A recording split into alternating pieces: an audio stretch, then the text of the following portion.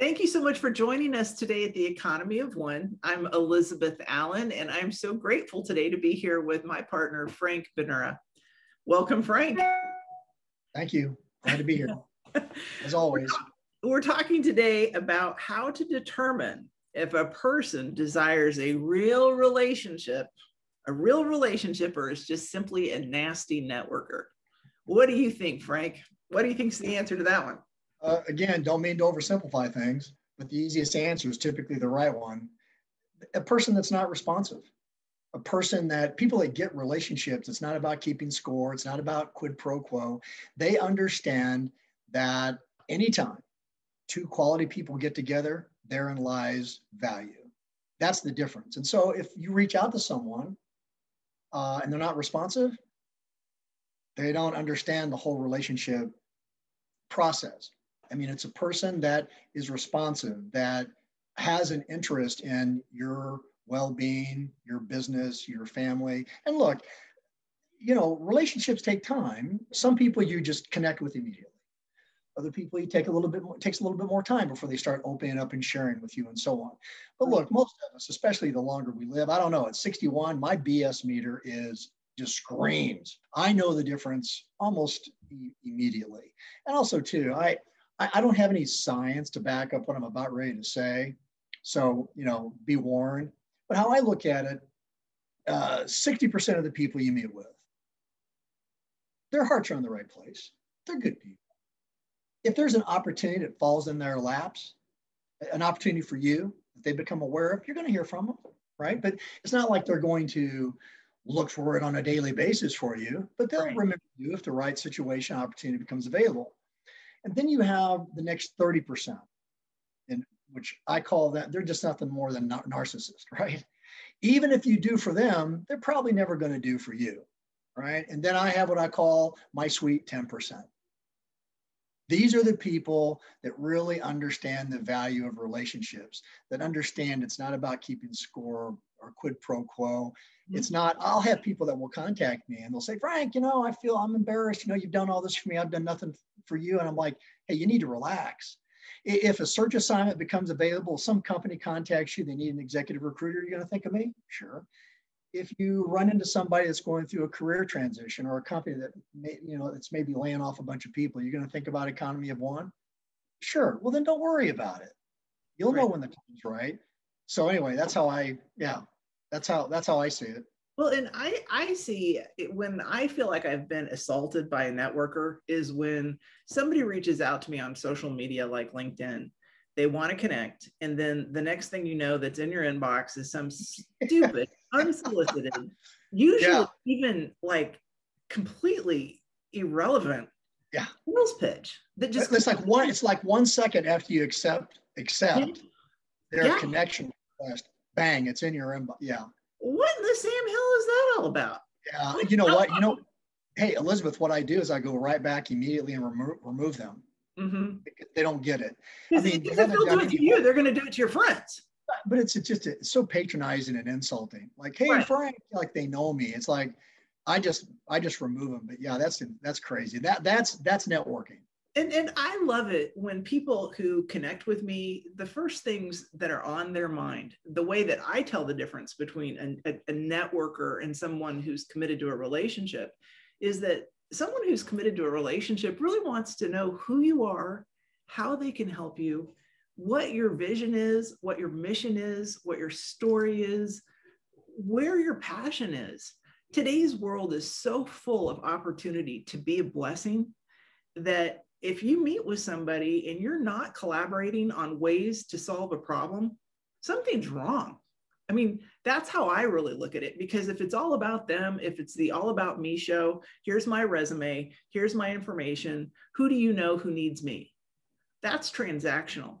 And that really burns out my goodwill quickly versus if we can get to know one another, I can understand what your strengths are, what you're passionate about in terms of your skills, where you're going to be a good cultural fit within my network. And it's going to take a few interactions with you to really figure that out.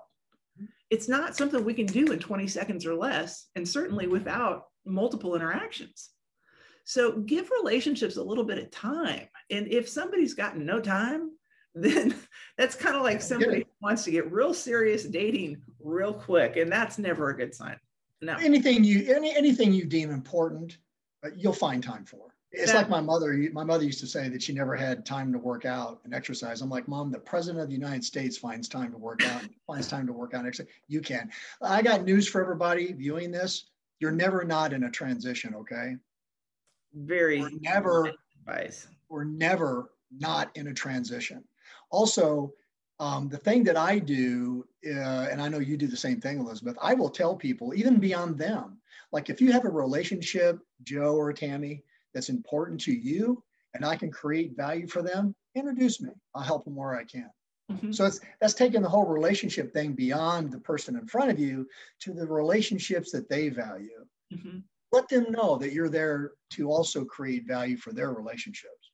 And that's one thing we focus on very intently with Economy of One, the course, that when you take this class with other people and you are establishing a relationship with those people, the goal is that your social networks somewhat merge with one another, and you are actively seeking how you too can add value to one another and to your networks and to the relationships within those networks, so that true opportunity, which statistically is 1 degree of separation outside of who you know, is actually met by the people who you might be going through the course with. And this is a lost art. I feel so passionate that we need to be talking about this, because in our society that we live in today, that's so quid quo pro and so thumbs up, so thumbs down, so divided, we need to reestablish ties, communications, connections with one another on a very authentic level. And the call for Economy of One is to do that, to be financial first responders, professional first responders for one another. And that's going to require some time. But time is an asset as you develop relationships. Yeah, paradigm shift. Go from networks to relationships. And networking's fine. It's not some evil thing.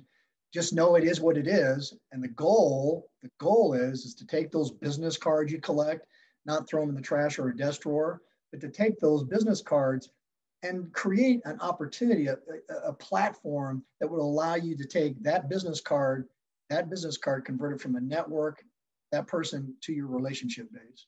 So Frank, would you consider networking when you initially meet somebody and you have an interchange with them?